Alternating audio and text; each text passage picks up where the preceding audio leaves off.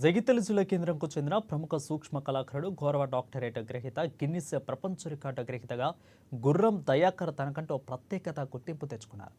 రేపు మహాశివరాత్రి సందర్భంగా పురస్కరించుకొని గుండు పిన్నుపై శివయ్య నందీశ్వరుడి విగ్రహాలను రూపొందించారు. ప్రపంచంలో ఎవరూ తయారు చేయని విధంగా గుండు పిన్నుపై శివయ్య విగ్రహాలను రూపొందించడంపై పలువురు ప్రశంసలు కురిపిస్తున్నారు. ఈ రూపం తయారు చేయడానికి గుండు పిన్ను, నైలాన్, పెన్సిల్ కలర్స్ వంటి మెటీరియల్స్ని 12 గంటలు శ్రమించి అద్భుతాన్ని వాడడం జరిగిందని తెలిపాడు.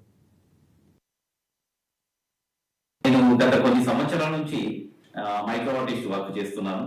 అయితే ప్రతి సంవత్సరం శివరాత్రి సందర్భంగా శివుని యొక్క రూపాన్ని వివిధ పద్ధతుల్లో డిఫరెంట్ లో ఉండాలంటూ ఆ విధంగా నేను చేస్తుంటాను. అయితే ఈ సంవత్సరం నేను గుండు పిన్నుపై శివయ్య, అలాగే శివయ్య ప్రక్కన నందీశ్వరుడు, ఈ రెండింటిని కలిపి ఈ గుండు పిన్నుపై తయారు చేశాను. అయితే పోయిన సంవత్సరం నేను బియ్యం గింజలో శివయ్యను తయారు చేశాను. ఈ సంవత్సరం ఇది చేశాను. నిజంగా ఈ సంవత్సరం మన కుంభమేళ తర్వాత ఈ శివరాత్రి రావడం నిజంగా మన అదృష్టంగా నేను భావిస్తున్నాను. ఎందుకంటే ఇది ప్రపంచ వ్యాప్తంగా ఉన్న భక్తులందరూ వచ్చి కుంభమేళకు వచ్చారు. ఆ తర్వాతనే మనకు శివరాత్రి అనేది వచ్చింది.